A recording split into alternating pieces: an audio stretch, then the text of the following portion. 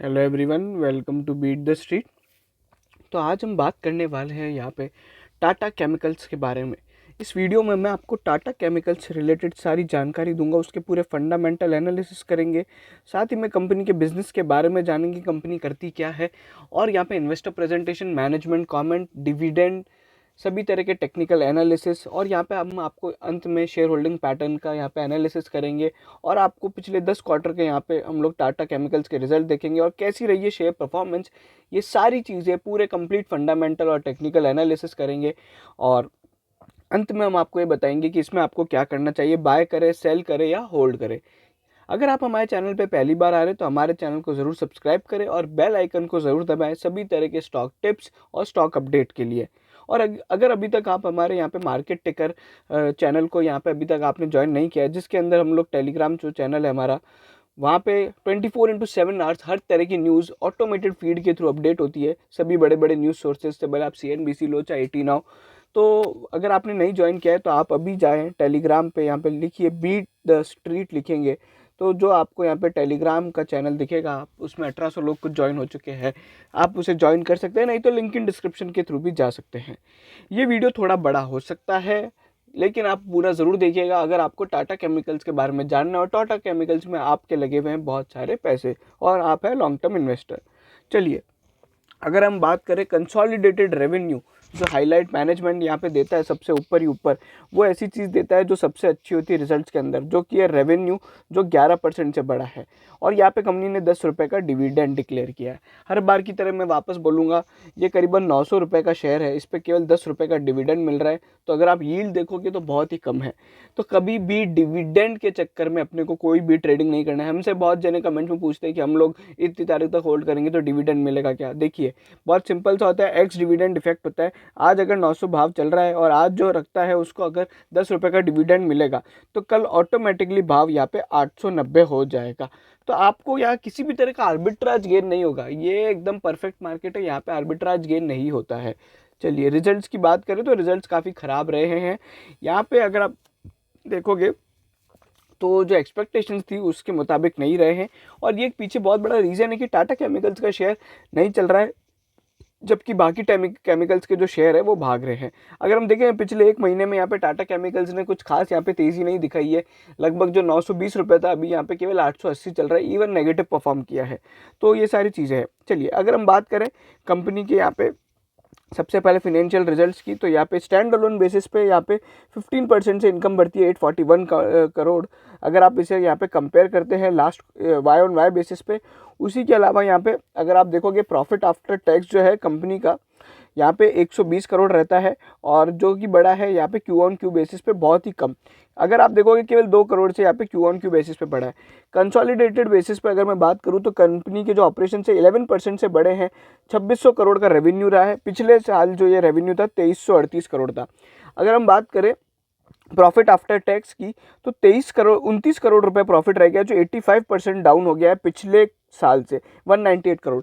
अब अगर आप देखोगे तो यहाँ पे इनकम फ्रॉम ऑपरेशंस, जैसे कि मैंने आपको बताया कि जो इनकम, मेजर इनकम है जो फ्रॉम ऑपरेशंस है, यहाँ पे अगर हम देखेंगे तो 3% से बड़ी है स्टैंड अलोन बेसिस पे, जो मतलब मेन टाटा कंपनी है।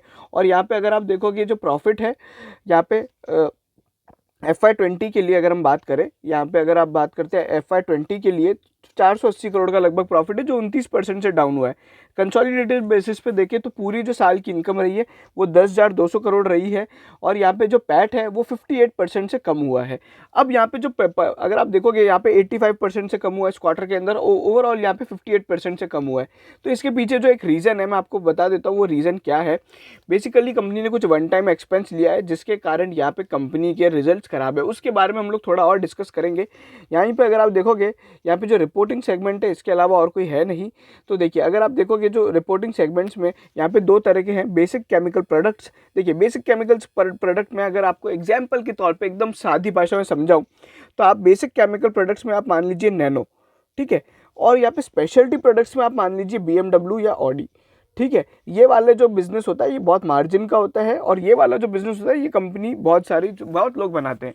ठीक है, अभी अगर आप देखोगे बहुत तरह के केमिकल्स होते हैं, एसिड एक सबसे कॉमन केमिकल है जो बहुत लोग बनाते हैं। अब अगर मान लीजिए मुझे एसिड कोई पर्टिकुलर इंडस्ट्री में चाहिए और पर्टिकुलर तरह का चाहिए, तो वो यहाँ पे हमें स्पेशलिटी में माना जाएगा। बट एक नॉर्मल एसिड जो अपने घर में यूज होता है, ठीक है, तो वो यहाँ पे अभी एसिड अलग होता है। ठीक है, तो अगर आप देखोगे ना तो ये बेसिक केमिकल और स्पेशलिटी केमिकल प्रोडक्ट्स में ये फ़र्क होता है, जो एक बहुत डिसेंट चीज़ है। अगर आप देखोगे कंपनी का यहाँ पे स्पेशलिटी प्रोडक्ट का जो बिजनेस है वो बहुत कम है कंपेयर टू यहाँ पे जो अपना बेसिक केमिकल है।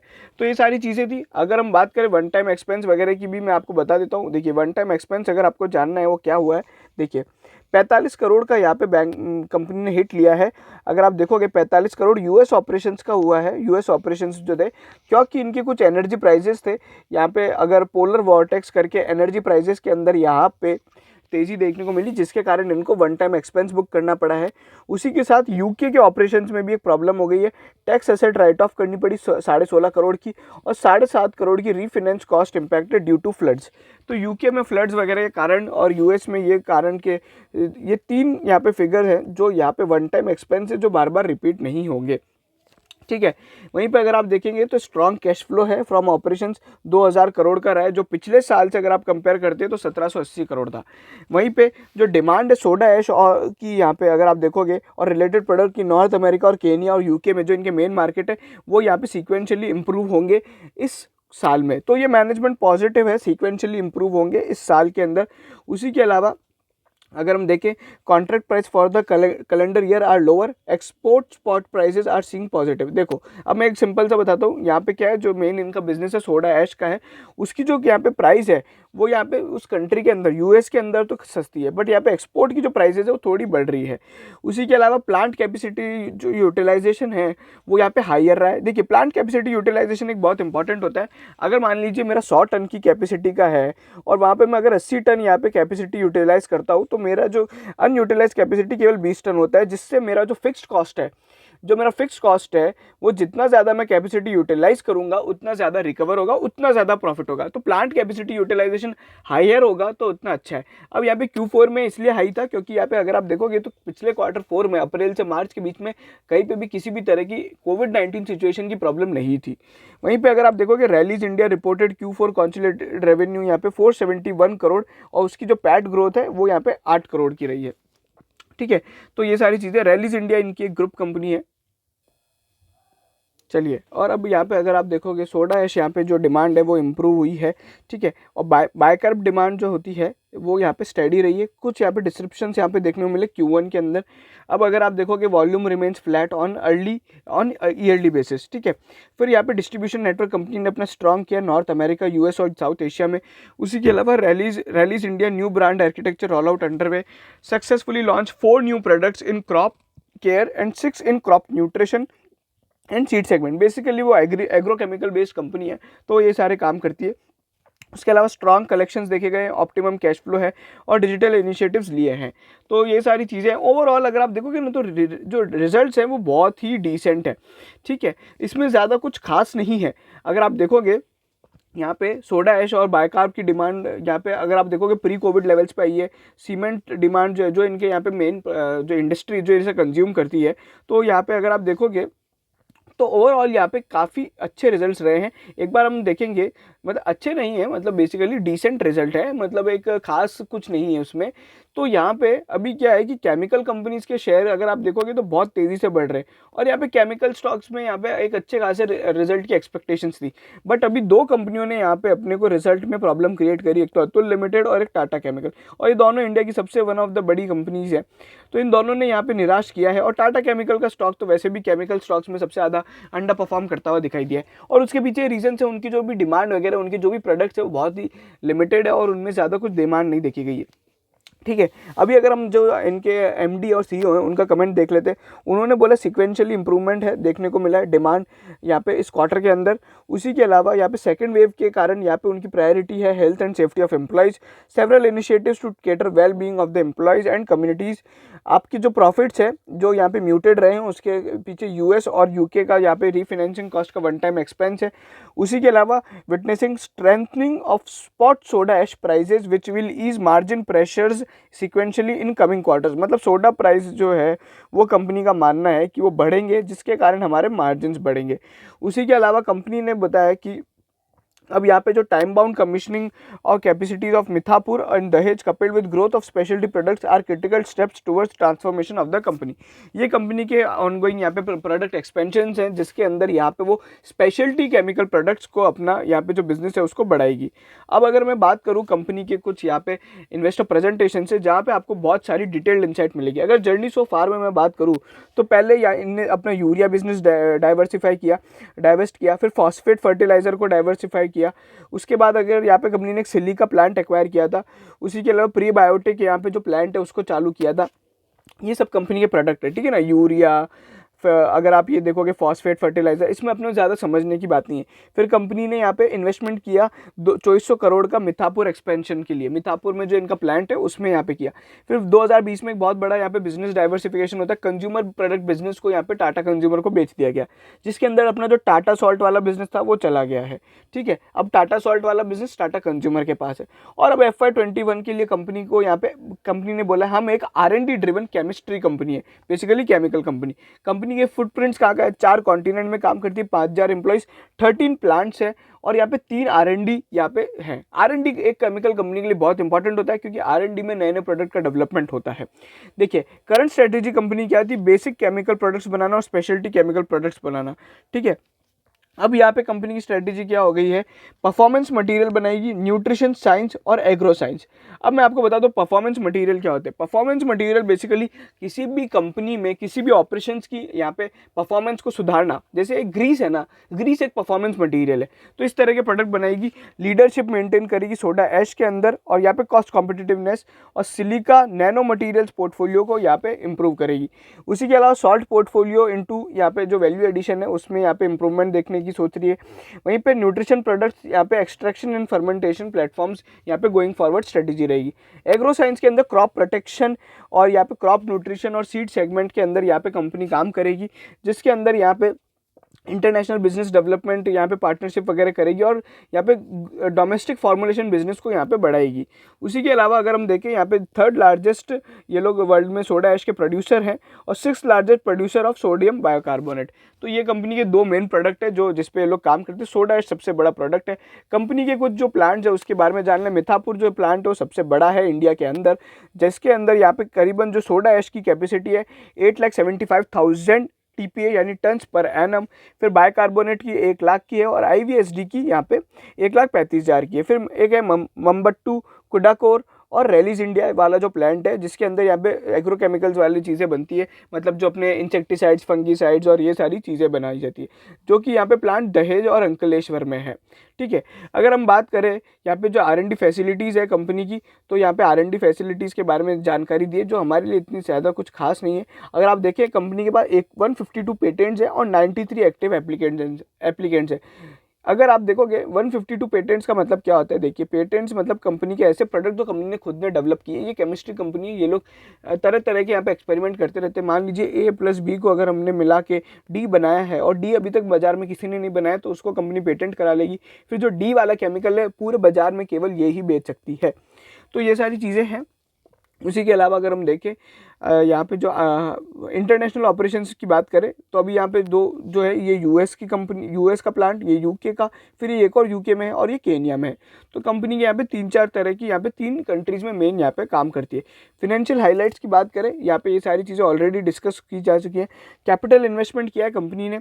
अगर आप देखोगे strong cash flow from operations जो रहा है वो स्ट्रॉन्ग रहा है, और कंसोलिडेटेड फ्री कैश फ्लो भी अगर आप देखोगे 450 करोड़ रुपीज़ रहा है। अब देखो कंसोलिडेटेड फ्री कैश फ्लो का मतलब क्या होता है। देखो कैश फ्लो फ्रॉम ऑपरेशंस को अगर हम माइनस करते हैं कैपिटल एक्सपेंडिचर और फाइनेंस कॉस्ट से, तो यहाँ पे अपना फ्री कैश फ्लो आ जाता है, ठीक है। उसी के अलावा यहाँ पे जो सॉल्ट वॉल्यूम्स है और यहाँ पे जो प्राइसिंग डिमांड है वो बढ़ रही है, और यहाँ पे प्राइसिंग जो है यहाँ पे अंडरवे है but lags in pre COVID levels. अभी भी यहाँ पे थोड़ी बहुत यहाँ पे अनसर्टेनिटी है।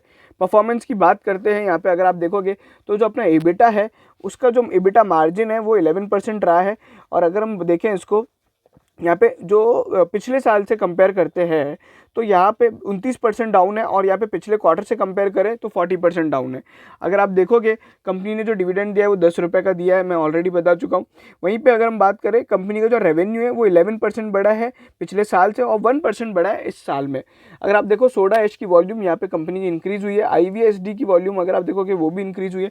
नेट डेप्ट का जो फिगर है वो यहाँ पे अगर आप देखोगे, डेप्ट का फिगर इंपॉर्टेंट होता है, 200 करोड़ के लगभग यहाँ पे कंपनी ने अपनी डेप्ट को डिक्रीज किया है। अगर हम बात करते हैं थोड़ी बहुत और चीज़ों की, तो EBITDA मार्जिन जो रहा है कंपनी का प्रेशर में रहा है, जो कि एक बहुत इंपॉर्टेंट फैक्टर होता है। मैं हर बार बताता आया हूँ कि EBITDA मार्जिन जो होता है वो एक बहुत ही ज़्यादा इंपॉर्टेंट यहाँ पे होता है। तो अभी अगर आप देखोगे तो EBITDA मार्जिन यहाँ पे 20% रहा है और यहाँ पे स्टैंड अलोन ये अगर आप देखोगे 841 करोड़ रुपीज़, ठीक है। यहाँ पे अगर आप EBITDA मार्जिन को कंसोलिडेटेड बेसिस पे देखोगे तो बहुत कम हो गया है, ठीक है। वहीं पे जो आप यहाँ पे ऑपरेशनल पे उसको देखोगे, ऑपरेशंस प्रॉफिट बिफोर टैक्स अगर आप देखोगे, ऑपरेशनल प्रॉफिट अगर आप देखना है तो आप यहाँ पे देखोगे तो बहुत ही यहाँ पे बहुत ख़राब परफॉर्मेंस रही है। अगर आप देखेंगे तो यहाँ पे जो परफॉर्मेंस है ये काफ़ी कम रही है। उसके अलावा अगर मैं आपको बात करूँ यहाँ पे जो प्रॉफिट आफ्टर टैक्स की, तो प्रॉफिट आफ्टर टैक्स का जो मार्जिन है वो 1% रह गया है, पैट मार्जिन, और यहाँ पे जो प्रॉफिट आफ्टर टैक्स है वो 29 करोड़ रहा है। तो ये सारी चीज़ें हैं और ये यहाँ पे अगर हम देखेंगे तो जो परफॉर्मेंस है वो Y-on-Y और Q-on-Q बेसिस ख़राब रही है। वहीं पे अगर हम देखें पूरे साल के लिए अगर जो परफॉर्मेंस है कंसोलिडेटेड बेस पे ही बात करें तो यहाँ पे जो PBT है, अगर आप ऑपरेशनल प्रॉफिट देखते हो तो 634 करोड़ का जो आधा हो चुका है 49% से। EBITDA मार्जिन कम हुए हैं और वहीं पे जो कंपनी का रेवेन्यू है वो भी कम हुआ है। प्रॉफिट आफ्टर टैक्स 58% से कम हुआ है, जिसके पीछे हम लोग ने रीज़न डिस्कस किया है। उसके अलावा अगर आप देखोगे तो यहाँ पे कैश फ्लोज वगैरह ठीक है। फिर अगर हम देखते हैं यहाँ पे कंपनी की बैलेंस शीट के अंदर और क्या क्या चीज़ें हैं, और यहाँ पे जो प्राइस टू बुक रेशो अगर आप देखोगे हमें वो भी निकालना रहेगा, तो टोटल इक्विटीज़ वगैरह हम लोग देखेंगे तो इक्विटी एंड रिजर्व यहाँ पे अभी जो बैंक की अभी जो कंपनी की नेटवर्थ है वो यहाँ पे करीबन 11,977 करोड़ रुपए है, ठीक है। तो ये हमारी यहाँ पे कंपनी की अगर आप देखोगे तो पिछले बार नेटवर्क थी और अभी यहाँ पे 13,000 करोड़ की नेटवर्थ हो चुकी है, ठीक है। वहीं पे अगर हम देखें इसका ये अब पिछले 10 क्वार्टर का यहाँ पे कंपनी का परफॉर्मेंस है, रेवेन्यू, EBITDA मार्जिन और पैट मार्जिन, तो यहाँ पे अगर आप देखोगे बहुत ही सिंपल सी चीज़ मैं बताऊं, कंपनी ने इतने एक्विजिशंस वगैरह किए और इतना डाइवेस्टमेंट किया, फिर भी कंपनी के रेवेन्यू बिल्कुल वहीं के वहीं हैं। जहाँ केमिकल कंपनीज के यहाँ पे बाकी दीपक नाइट्राइट, विनाती ऑर्गेनिक्स के जो रिजल्ट अगर आप ऐसे देख लो ना तो आप चौंक जाओगे। पर यहाँ पे जो कंपनी के रिजल्ट है वो बिल्कुल डिसेंट है। वही हर बार 2500-3600 करोड़ का रेवेन्यू पुट करना होता है, 500 करोड़ के लगभग यहाँ पे कंपनी अपना प्रॉफिट बुक करती है।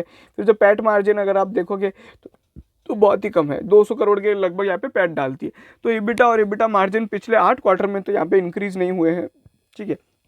अगर आप देखोगे अब ये सोडा ऐश और उसकी जो डोमेस्टिक और ये सारी चीज़ें कि कितना एक्सपोर्ट किया, कितना डोमेस्टिक प्रोडक्शन है, यूरोप के अंदर कितना है, केन्या के अंदर कितना है, और ये सारी चीज़ें तो ये आप देख सकते हो। इंडिया के अंदर अगर आप देखोगे तो सारा डोमेस्टिक काम होता है।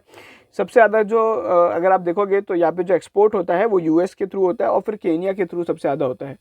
अगर हम देखें कंसोलिडेटेड रेवेन्यू के पीछे जो कम हुआ है, अगर आप देखोगे जो Q4 के अंदर हम देखें तो यहाँ पे ये सारी चीज़ें हैं जो यहाँ पे रीजंस है कंपनी के, ये सारे प्लांट में जो इम्प्रूवमेंट देखने को मिला था, उसके अलावा यहाँ पे ऐसे ये बन के अपने 2600 करोड़ का बनता है। उसके अलावा अगर हम बात करते हैं तो यहाँ पे कंपनी ने बोला कि जो यहाँ पे लोअर रियलाइजेशन है, प्राइस वगैरह कम हुई है, उसके पीछे जो रीज़न है वो अब यहाँ पे अभी नहीं दिख रहा है उसका इम्पैक्ट, क्योंकि यहाँ पे जो कंपनी की वॉल्यूम थी, सेल्स वॉल्यूम वो हाई थी। अगर आप देखोगे बेसिक केमिकल प्रोडक्ट्स पे यहाँ पे कंपनी ने थोड़ी बहुत जानकारी दी है, बट यहाँ पे अपने को उसमें ज़्यादा इतना जाना नहीं है, बिकॉज नहीं तो ये वीडियो बहुत लंबा हो जाएगा, ठीक है। बेसिक केमिकल प्रोडक्ट्स में ऑलरेडी बता चुका हूँ, कंपनी का नैनो वाला जो प्रोडक्ट होता है एक तरीके से वो है, और यहाँ पे अब कंट्री वाइज दिया गया है और मार्जिन्स वगैरह और सब पर्टिकुलर कंट्री वाइज यहाँ पे कमेंट्री दी है, बट हम लोग उसमें नहीं जाएंगे इतना ज़्यादा। स्पेशलिटी प्रोडक्ट्स जो होते हैं वो कंपनी की अभी भी यहाँ पे एक बहुत बड़ी प्रॉब्लम है। सेगमेंट रेवेन्यू उसका केवल 520 करोड़ है और 13 करोड़ का यहाँ पे कंपनी ने अगर आप देखोगे तो रिजल्ट में नुकसान है। तो ये सारी चीज़ें हैं, बट यहाँ पे पिछली बार से कम हुआ है। वहीं पे अगर आप देखोगे तो यहाँ पे जहाँ 520 करोड़ का प्रॉफिट है, 520 करोड़ का रेवेन्यू, वहाँ पे कंपनी का जो अगर आप देखोगे Q4 के अंदर 2100 करोड़ का बिजनेस है। तो ये सारी चीज़ें हैं। और स्पेशलिटी प्रोडक्ट्स में यहाँ पे कंपनी थोड़ी यहाँ पे अभी मिठापुर के एक्सपेंशन को लेके यहाँ पे पॉजिटिव है, और यहाँ पे आने वाले टाइम में इसमें यहाँ पे एक अच्छी खासी तेज़ी देखने को मिल सकती है। अगर आपको ये मान लीजिए कि ये जो स्पेशलिटी केमिकल का प्रोडक्ट ये वाला बिजनेस है, अगर ये ओवरऑल रेवेन्यू में यहाँ पे इसका शेयर बढ़ता है, ठीक है, तो यहाँ पे अगर आप इसमें एक बैट लगा सकते हैं। क्यों? क्योंकि ये एक प्रॉफिटेबल बिजनेस होता है और काफ़ी ज़्यादा इसमें मार्जिन होते हैं। बट एज ऑफ नाउ अभी ये स्पेशलिटी केमिकल प्रोडक्ट्स कंपनी का लॉस मेकिंग है। फिनेंशियल हाइलाइट्स वगैरह हैं, ये हर तरह की एंटिटीज़ की अलग अलग हाइलाइट्स है, जिसके लिए हम लोग ज़्यादा नहीं बात करेंगे।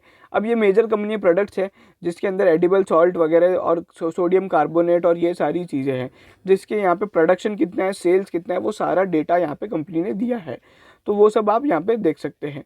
उसी के अलावा सप्लीमेंट्री इंफॉर्मेशन दी है, डिविडेंड वगैरह कितना है। प्रमोटर का स्टेक यहाँ पे कंपनी के अंदर 38% है, 34.8 इंस्टीट्यूशन है। अगर आप देखो कंसोलिडेटेड अर्निंग पर शेयर यहाँ पे जो आ रहा है वो बहुत ही कम आ रहा है, 0.5 रुपीज़ का आ रहा है। तो यहाँ पे प्रॉब्लमेटिक है। इसका हम लोग पी रेशो वगैरह ज़रूर देखेंगे। और अगर आप देखोगे यहाँ पे एवरेज रेट पर शेयर जो है ये दिया है, एक्सचेंज रेट पर शेयर दिया है कि एक्सचेंज रेट वगैरह कैसे आता है और वो सारी चीज़ें हैं।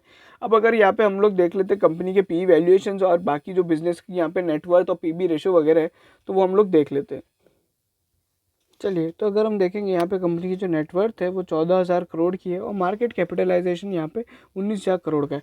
तो अपना जो प्राइस टू बुक रेशो आता है वो 1.4 है, जो कि बहुत ही कम है बाकी सभी केमिकल कंपनीज से। बाकी सभी केमिकल कंपनीज में 5 से 6 का यहाँ पे रहता है।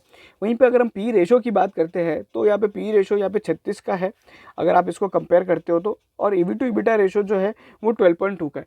तो पी रेशो के मामले में कंपनी की परफॉर्मेंस खराब रही है। क्यों? क्योंकि आपको पता है कि वन टाइम परफॉर्मेंस थी, तो इस कारण यहाँ पे प्रॉब्लमेटिक रहा है। थोड़ा बहुत शेयर होल्डिंग पैटर्न के बारे में जानेंगे तो यहाँ पे ये टाटा की ग्रुप कंपनीज है, इनके अंदर ज़्यादा जनरली यहाँ पे स्टेक बदलता नहीं, जैसे प्रमोटर स्टेक एकदम सेम है। वहीं पर अगर आप एफआईआई का स्टेक देखोगे तो बढ़ाया गया है। अगर देखना चाहेंगे कौन कौन से एफआईआईज ने अपना स्टेक बढ़ाया है, तो यहाँ पे जो अभी तक जो 1% से ज़्यादा वाले एफआईआईज हैं उनका यहाँ पे स्टेक एकदम सेम रहा है। डीआईआईज की बात करें तो डीआईआईज ने अपना स्टेक कम किया है, जो कि आपको सभी को पता है कि डीआईआई और एफआईआई उल्टे चलते हैं। एलआईसी ने अगर आप देखोगे तो अपना स्टेक बढ़ाया है, बट वहीं पे सबसे ज़्यादा जो स्टेक कम किया है वो आईसीआई प्रूडेंशियल फंड ने किया है। और फिर वहीं पर अगर एचडीएफसी ट्रस्टी फंड ने अपना स्टेक बढ़ाया है। उसके अलावा और कोई ऐसे चेंजेस नहीं है जो यहाँ पे अपने को देखने लायक होंगे। वहीं पे गवर्नमेंट का अगर हम देखें स्टेक सेम है, और पब्लिक के अंदर यहाँ पे कोई बड़ा शेयर होल्डर है जैसे झुनझुनवाला वगैरह, तो वो यहाँ पे हमें आ जाता है, बट यहाँ पे अभी कोई बड़ा पब्लिक शेयर होल्डर नहीं है। तो ये सारी चीज़ें थी डीआईआई वगैरह पे हम लोग ने बात करी है। और वहीं पे अगर हम बात करें टेक्निकली ये स्टॉक कैसा है, टेक्निकल एनालिसिस की अगर बात करें तो देखिए अभी जो इसका टेक्निकल स्कोर है वो 77 दिखा रहा है और टेक्निकली स्ट्रॉन्ग दिखा रहा है। बट मैं आपको बोलूँगा कि ये जो रिजल्ट्स है वो इतने ख़राब है कि यहाँ पे टेक्निकल्स नहीं चल पाएंगे। ठीक है, कल भी अगर आपने देखा होगा तो रिजल्ट वाले दिन भी 1% की यहाँ पे वो ख़राब वो दिखा रहा था, नेगेटिव ट्रेड हुआ है। और आज मेरे को लगता है कि रिजल्ट के बाद भी ये थोड़ा बहुत नेगेटिव ही ट्रेड होगा। डिलीवरी परसेंटेज अगर हम बात करें तो ओवरऑल यहाँ पे डिसेंट है, उसमें ज़्यादा कुछ उछाल बढ़ाया नहीं गया है। देखिए रेजिस्टेंस क्या है, सबसे पहले 809 रुपये का ही रेजिस्टेंस है, उसको क्रॉस करना चाहिए। उसके बाद अगर हम सपोर्ट लेवल की बात करें तो 760 का सपोर्ट लेवल है। अब अगर किसी ने शॉर्ट टर्म ट्रेड लिया था रिजल्ट वगैरह के हिसाब से, तो मैं आपको बोलूँगा कि आप यहाँ से एग्जिट कर ले। रही बात यहाँ पे लॉन्ग टर्म शेयर होल्डर्स की, जिन लोग ने बहुत टाइम पहले पैसा लगाया मतलब लॉकडाउन वगैरह में, तो एक बार आप अपना प्रॉफिट बुक कर सकते हैं, या फिर थोड़ी बहुत रैली जिसका यहाँ पे आप वेट करें, मतलब 850 तक के लेवल पे एक बार आप प्रॉफिट बुक करें और कुछ बढ़िया केमिकल कंपनीज में लगाई, जैसे कि दीपक नाइट्राइट वगैरह, विनाती ऑर्गेनिक्स है, बालाजी अमाइंस, अल्काइल अमाइंस, नवीन फ्लोरोसिन, ये जो बड़ी बड़ी कंपनीज है इनमें अभी अगर आप देखोगे तो ये केमिकल कंपनीज कितनी तेज़ी से भाग रही हैं। तो ये सारी चीज़ें मतलब रिजल्ट्स खराब रहने के कारण यहाँ पे आने वाले क्वार्टर में भी यही प्रॉब्लम रहेगी, ऐसा मेरा मानना है। थोड़ी बहुत यहाँ पे जो परफॉर्मेंस है अगर आप देखोगे चार्ट पे, तो एक महीने में भी इनका कोई यहाँ पे खास तेजी नहीं आई, जहाँ पे एक महीने में दीपक नाइट्राइट का शेयर लगभग 40% 50% भाग गया।